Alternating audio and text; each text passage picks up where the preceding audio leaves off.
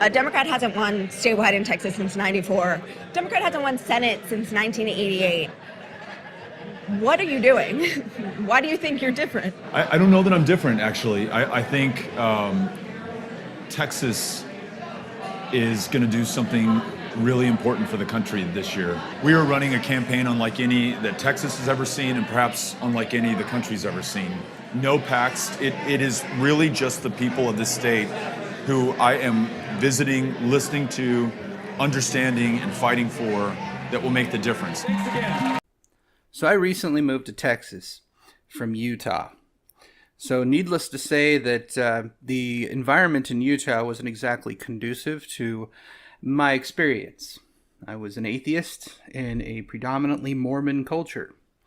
I moved to Texas and I see things like the mega churches, pastors with signs bigger than Best Buys, all inviting everybody to come in to their new sermon. They pale in comparison to Utah, where you have a temple, a Mormon temple, the size of a city square, every 50 miles away from one another. Every neighborhood has a Mormon church in the neighborhood. Every school, junior high and high school, has a seminary building just outside the campus grounds so that people can take a free period and go to church during the day. All this aside, I can say that as an atheist, it was a pain in the ass growing up. And why do I bring this up? Because now in Texas, I got interested in politics, mainly because my children were starting to go into college, and I started paying attention to what was going on college campuses to see where the best learning environment would be for my children. Now, what's interesting about this is because of the behaviors that I've seen out of social justice warriors in particular, and as we just saw with the grievance studies reports, there is a lot of garbage going on in public education on college campuses and some private schools as well. Well, the problem with this is that all the garbage that's going on demonstrates one clear thing to me, that social justice is a plague, a scourge, and needs to get gotten rid of. So in Texas, just like everyone else is paying attention to, we have a major vote coming up between Beto O'Rourke and Ted Cruz. I hate to say it, but I have to side with Ted Cruz. I think he's a weasel. I think he looks like a pedophile. Quite frankly, his face disturbs me. I don't know what it is about his face, but he looks like he touches little kids. That being said, he probably doesn't. I don't know that he does. But there was a debate between Beto O'Rourke and Ted Cruz. And what's interesting is the coverage of it. And why I say that is the actual debate got buried, and got buried so deep that you really need to search for it to find it. I'm going to illustrate that in a minute, and I don't think it is actually intentional that this way happened, but the search results are intentional. So here you go. As you can see here, I searched for Cruz-O'Rourke debate, and I started scrolling down. You see CBS, CNN, CBS, MSNBC, The Circus, whoever the hell that is, Fox News, Vice, and you see the left and right between the two. You see some of them are talking about how one was better than the other. Oh, there's a live video, but it's not the whole thing. That's the fun part. You see each one of these. They have a minute, 5 minutes, 6-minute clips. And all of them are partisan, most of them in favor of Beto O'Rourke. You keep scrolling down and you see Humanist Reports, kind of an off one, but it's calling somebody a liar, so it's partisan. ABC News, Vice News again. The Helen DeGeneres Show interviewed Beto O'Rourke. Yeah, isn't that great? You keep searching down. Sometimes you can find some of his ads, some of his campaigns. You see some of them talking about the debate. But no one actually is showing the debate itself. You see some town halls by Beto O'Rourke. You see nothing really from Ted Cruz unless it's in direct comparison to Beto O'Rourke. And it keeps going on and on and on. Oh, there's an ad for Ted Cruz on Ted Cruz's YouTube channel. There's one thing that I've seen that stands out. But the list goes on and on. I can't help but notice most of it is one-sided. And if you notice the sources as I keep scrolling through these, Now This, KHOU Houston, KBC, Rebel HQ, all of these pretty much are siding with Beto O'Rourke, even though, he's two-time drunk driver and that kind of fun stuff. Been arrested twice. But even as you scroll through these, CNSB, you see all the name brands, the mainstream media covered over and over. Oh, look at that. Well, let's scroll back a little bit. The Young Turks, loser Ted Cruz jealous of Beto O'Rourke. And of course, the I'm better than you, I'm much better than you, had to say something, of course, right? She is a social justice warrior. You can see this scrolls on and on and on. You don't actually see until the 4 minutes later of scrolling down through all of these videos, looking at people commentary over the debate, somebody's take on the debate. Most of this is mainstream media in some sense. And you start to get finally into the takes from other people. You will find at the very end, watch live, Ted Cruz, Beto O'Rourke face off. As you can see, I did a slow scroll, mind you, but I did a search for Cruz O'Rourke debate full. It took me 4.5 minutes to find the debate, the actual debate. I searched for Cruz and O'Rourke, the debate, and full.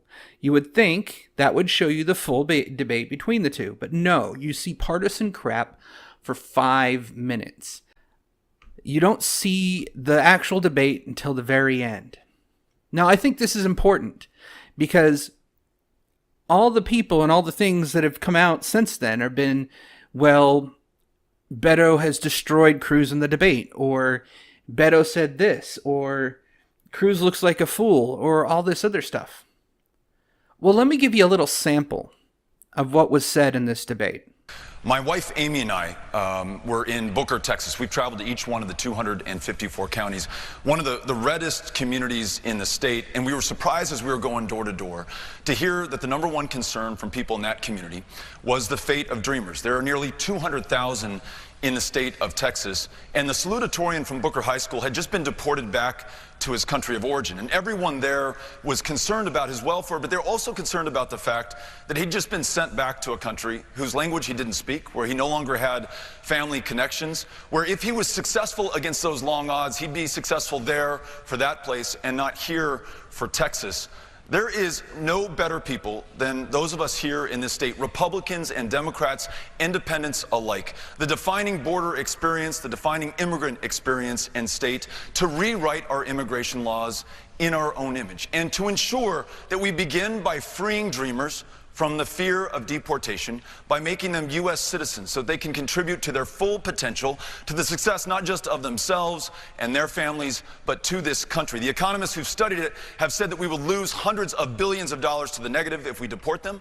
We will gain hundreds of billions to the positive if we keep them here. Senator Cruz has promised to deport each and every single Dreamer. That cannot be the way that Texas leads on this important issue. Senator Cruz. Well, good evening and welcome. You know, this issue presents a stark divide between Congressman O'Rourke and me. My views on immigration are simple, and I've summed them up many times in just 4 words. Legal, good, illegal, bad. I think the vast majority of Texans agree with that. I think when it comes to immigration, we need to do everything humanly possible to secure the border. That means building a wall, that means technology, that means infrastructure, that means boots on the ground. And we can do all of that at the same time that we are welcoming and celebrating legal immigrants. There is a right way to come to this country. You wait in line, you follow the rules like my father did in 1957. When he came from Cuba, he fled oppression and he came to Texas. He came seeking freedom. We are a state and we're a nation built by immigrants. But it's striking that Congressman O'Rourke, over and over and over again, his focus seems to be on fighting for illegal immigrants and forgetting the millions of Americans. You know, Americans are dreamers also. And granting U.S. citizenship to 12 million people who are here illegally, I think, is a serious mistake. I think Congressman O'Rourke is out of step with Texas on that. Representative? I'll tell you about being out of step with Texas. Senator Cruz has sponsored legislation that would have this country build a 2,000-mile wall, 30 feet high at a cost of $30 billion. And that wall will not be built on the international border between the United States and Mexico, which is the center line of the Rio Grande. It'll be built on someone's farm, someone's ranch, someone's property, someone's homestead, using the power of eminent domain to take their property at a time of record security and safety on the border. Senator John Cornyn and I introduced legislation that would invest in our ports of entry, where the vast majority of everyone and everything that comes into this country first crosses. Knowing who and what come in here makes us safer. It allows us to lead on the issues of immigration reform. Representative, quick follow-up for you. You've addressed the dreamers. Do you think anyone who is undocumented living here should have a path to citizenship? There are millions of people in this country who are working the toughest jobs. And we were in Roscoe at a cotton gin with 24 jobs, every single one of them worked by someone who came to this country. Not a person born in Roscoe or nearby Sweetwater willing to do that work. That's the story of Texas and of this country. We need to bring people out of the shadows, allow them to get right by law. And yes, there should be an earned path to citizenship. The alternative, as Senator Cruz has proposed, is to deport 11 million people from this country. Imagine the cost. Imagine the stain on our conscience going forward for the generations who look back at this moment. Representative, that's your time. Thank you. Senator Cruz, this question is to you. This month in Dallas, Officer Amber Geiger shot Botham Jean, a black man, in his own apartment.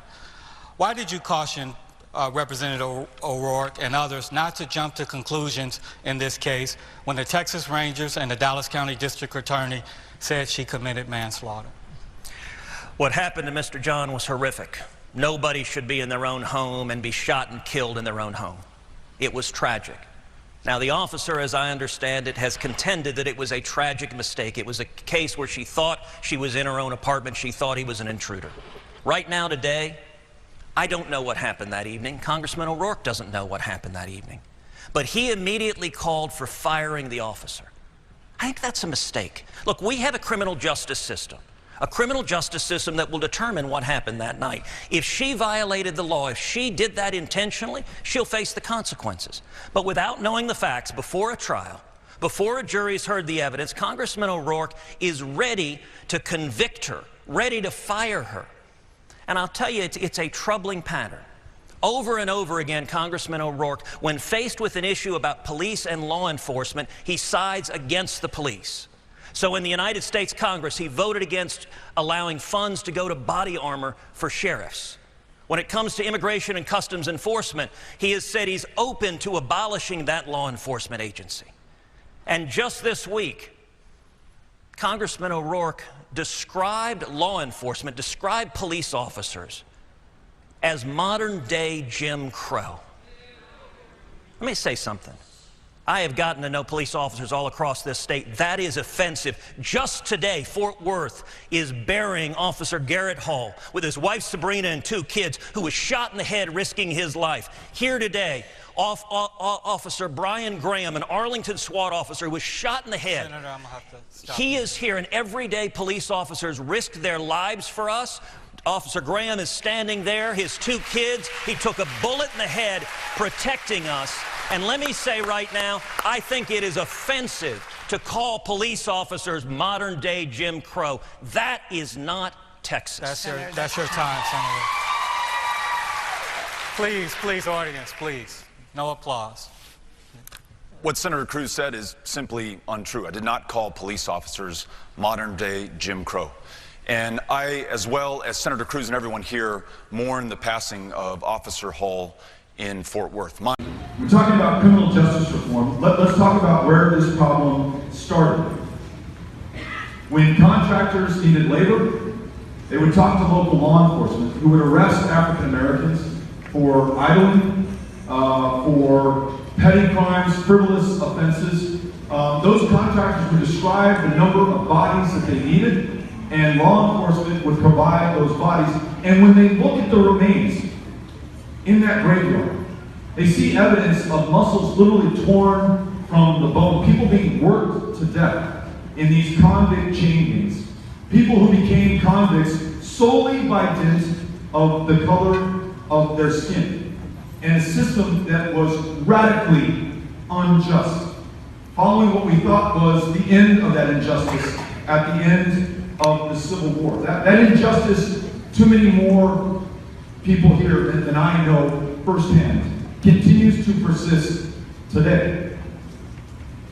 That system of suspecting somebody solely based on the color of their skin, searching that person solely based on the color of their skin, stopping that person solely based on the color of their skin, shooting that person solely based on the color of their skin, throwing the book at that person, and letting them rot behind bars solely based on the color of their skin. It is why some have called this, I think it is an apt description, the new Jim Crow. I did not try to leave the scene of the accident, though driving drunk, which I did, is a terrible mistake for which there is no excuse or justification or defense, and I will not try to provide one. I can only tell you that I was able to have a second chance in my life. I was able to start a small business with good friends in El Paso, was able to meet Amy on a blind date before Tinder, raised 3 amazing kids with her, Ulysses, Molly, and Henry, serve my community on the El Paso City Council, and represent 750,000 people from my community in the United States Congress. I've made the most that I could with my second chance and my opportunity. What I do know is that as a white man in this country, there's a privilege that I enjoy that many African American men and women do not. As you can see just right there, apparently Beto has white privilege, and he needs to recognize and check that privilege, because he stands for marginalized voices and the voices of minorities within the state. I'm going to leave a link in the description for the full debate, and I recommend that you watch it. It's about an hour long, 55 minutes or so. It's actually not a bad debate, but you know who comes off as a sane person between the two? The one that isn't calling everybody a racist for being white. The one who isn't fighting for socialism, as Beto O'Rourke is championing. He wants to see a socialist utopia within Texas. Not just the world, not just the United States, but Texas. He said in this debate that the moment he gets into office, actually he avoided denying it, but he said it in other places, that the moment he gets into office, he's going to try and impeach Trump. And I'm going to assume that also includes impeaching Kavanaugh from his judicial appointment that just barely happened. 2 things that are unprecedented. Somebody gets into the Supreme Court, and then within 3 months, articles for impeachment show up. That seems to be a little bit one-sided. Sadly, as much as I don't like Cruz, he is the only one in that debate that made any goddamn sense. He said that he stands for all Texans, not just ones of minority or ethnicity. It shouldn't matter, is what he said. It shouldn't matter what your race is, or what your skin tone is, or what your color is, or what sexual orientation you are. That's what matters. Another railroaded thing that I thought was kind of stupid is they tried to say, oh, he's against legalizing weed or something like that. Well, it just so happens that Cruz said that he's not against illegal. God damn it. Well, it just so happens that he didn't say that. What he said was he leaves it up to the state. It's none of the federal government's position to actually legalize or illegalize or criminalize weed or any others. But he did also point to Beto and say, yeah, but he wants to legalize everything, including opioids. And then he laid out a personal thing where his sister died of an overdose. And if you legalize all these things, then that would lead to potentially more overdoses. I think that's actually a little bit biased, but I could see the possibility of that happening, because some of the drugs out lately will kill you. Having drug-addicted idiots in my family, I can testify to that. But the most striking thing that I heard out of all this is that Beto O'Rourke is a social justice warrior. For those that don't know what that is and living in Texas, it's basically, if you watch the gender studies or the grievance studies report, all that shit that they put out there and people believed and said was great research, he believes. He believes in white privilege, which in essence is a racist commentary. It's a racial epithet that basically says, because you're white, you're privileged and above everyone else, therefore you should fight against your own privilege to the oppressed minorities. It is very Marxist. It is very socialist. It is very disgusting and is absolutely racist. I find the whole concept of white privilege to be a disgusting thing.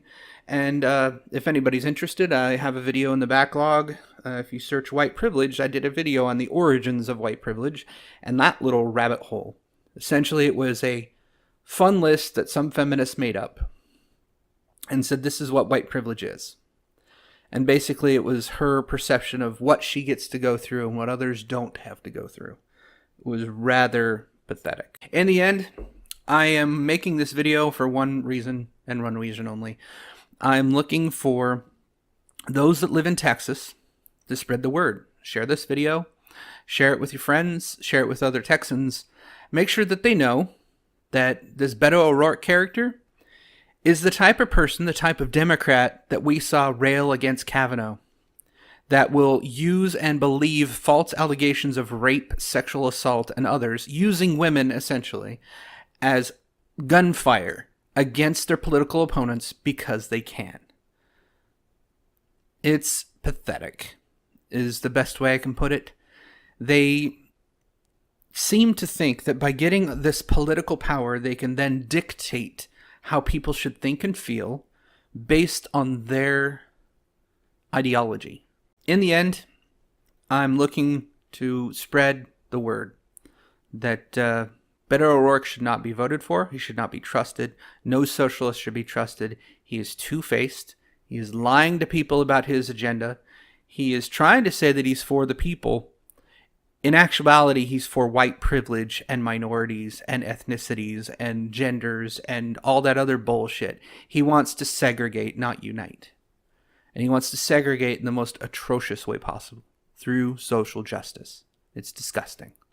That's all I have for you this evening. I'm going to be doing a few more videos right on top of each other because the household is sick and I get to stay home. So, thank you for watching. See you next time. The class is finished today.